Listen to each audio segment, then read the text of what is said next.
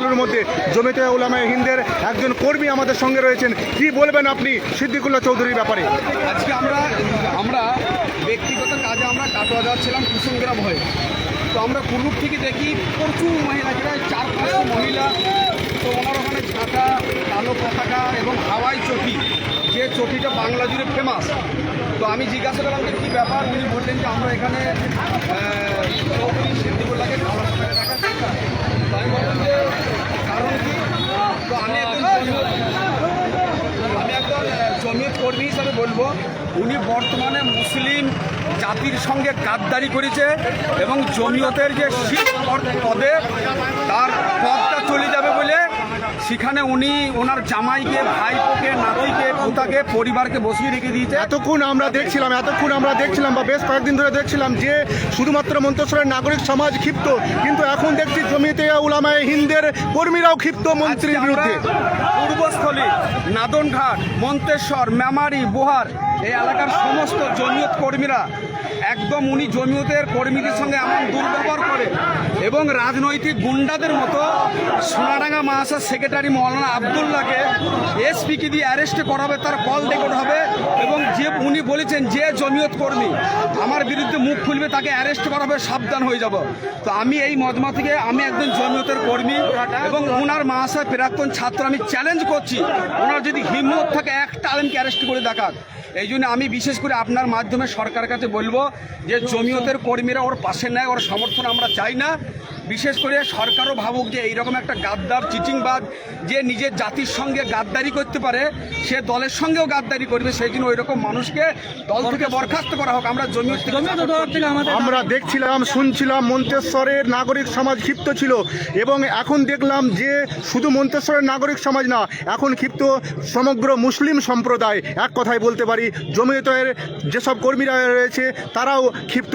কি বলবেন ব্যাপারটা নিয়ে? ক্ষিপ্ত বলতে আমাদের সব থেকে আশ্চর্যের বিষয় লাগছে যে এর আগে ইনি মঙ্গলকরের বিধায়ক ছিলেন, আমি একজন মঙ্গলকরের বাসিন্দা এবং জমিয়তের একজন সক্রিয় কর্মী হিসেবে বলবো আমাদের আজকে মানে গর্ব করব কি, আমাদের আজকে ঘৃণা লাগছে যে যেখানে উনি প্রতিনিধিত্ব করছেন এখানে মহিলাদের কাছে শুনছিলাম যে কোনো একটা পরিষেবার জন্য ওনাকে পান না। তাহলে কিসের বিধায়ক?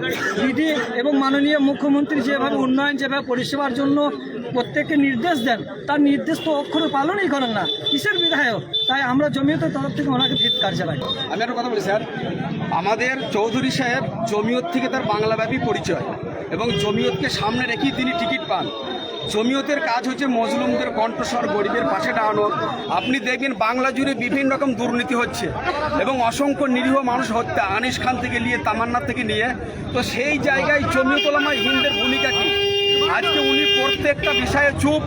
এই জন্য আমরা জমিয়তের পক্ষ থেকে বলতে চাই এইরকম দালাল গাদ্দারকে জমিয়তের তরফ থেকে আমরা বরখাস্ত করতে চাই। বর্ধমান জেলা থেকে এবং বর্ধমান জেলা থেকে আমরা শুরু করেছি, পূর্বস্থলী, নাদনঘাট, মন্তেশ্বর, মেমারি, বোহার এতগুলি জমিয়ত কর্মীরা আমরা যখন এখানে খবর পাই আমরা দেখছি অবাক যে মানুষটা আমাদেরকে আশ্বাস দিয়েছিলেন কি আজকে সেই মানুষটা মুসলিম সমাজের সঙ্গেও গাদ্দারি করছে। পুরো জমিয়ত অফিসটাকে কবজা করার জন্যে ভাই, ভাইপো, নাতি, পুতা, জামাইকে অফিসের মধ্যে ভরে দিয়েছে। ভরে দেওয়ার পর কাউরি মিটিং করে না, কোনো মিটিং দেখে না, ইচ্ছা মতো জমিয়তটা চালাচ্ছে। এই জন্য আমরা জমিয়তের তরফ থেকে এইরকম লোককে বরখাস্ত করছে। এই আওয়াজ আপনারা মিডিয়ার মাধ্যমে পুরো বাংলায় ছড়িয়ে দেয়। বলতে চাই আজ পর্যন্ত মানুষের অন্তরে কি আছে এটা একমাত্র আল্লাহ ছাড়া কেউ জানে না, কিন্তু আসলে অন্তর যেটা থাকে সেটা একদিন প্রকাশ পায়। ও যে আজকে 20 বছর জমিয়তে খেদমত করছে, ওর অন্তরে আসল লুকিয়ে ছিল মন্ত্রিত্ব, চেয়ার, গভীর আর পয়সা। এই এতক্ষণ আমরা এলাকার বিভিন্ন মানুষের কাছে শুনেছি, আপনারা সাক্ষী আছেন, উনি এই এলাকায় চাকরির নামে লক্ষ লক্ষ টাকা তুলছে। কি বলছেন আপনারা? চলছে না এই লক্ষ লক্ষ টাকা। একটা আলিম মানুষ, আপনি জানেন ইসলাম শরীয়তে ঘুষ লিয়াও যতটা হারাম, দিয়াও ততটা হারাম। এবং চাকরির নামে অযোগ্যদেরকে যে চাকরি, যেটা ইসলাম শরীয়তে ঘুষ বলে, তা একটা আলেম মানুষ যদি ঘুষ খায় সে হারাম খেচ্ছে, সে শরীয়ত অনুযায়ী ওলামা নয়, ওলামা সুদরজায় পড়ে, মানে অযোগ্য ওলামা। এই জন্য আমি সারা ভারতবর্ষকে বলতে চাই যে এই রকম নেতাকে আপনারা বরখাস্ত করুন। যে গ্রামে যাবে তাকে কালো পতাকা, জুতোর মালা, ঝাঁটা দিয়ে দেখান।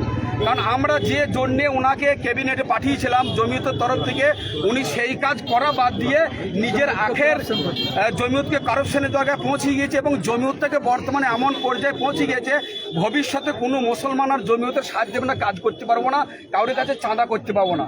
কারণ এখন যখন আমরা জমিয়তের জন্য কথা বলছি, সবাই বলছে আমরা ওই দালাল সিদ্দিকুল্লাহর জমিয়তের আমরা পয়সা দেবো না, আমরা লোক দেবো না। এবার আপনি ভাবুন, যে মানুষটা 20 বছর অনেক খিদমত করেছে, কিন্তু আসল ওই খিদমতের উদ্দেশ্য ছিল ওর অন্তরে একটা চেয়ার, গদি আর মুসলমান সমাজের কাছে টাকা তোলা, এইসব জিনিসগুলো ছিল। আমরা এতদিন বুঝতে পারি নাই, তাই আমাদের জমিয়তের পক্ষ থেকে দাবি যে এরকম মানুষ থেকে আমরা বরখাস্ত করবো এবং মুসলমানের ওরকম মানুষের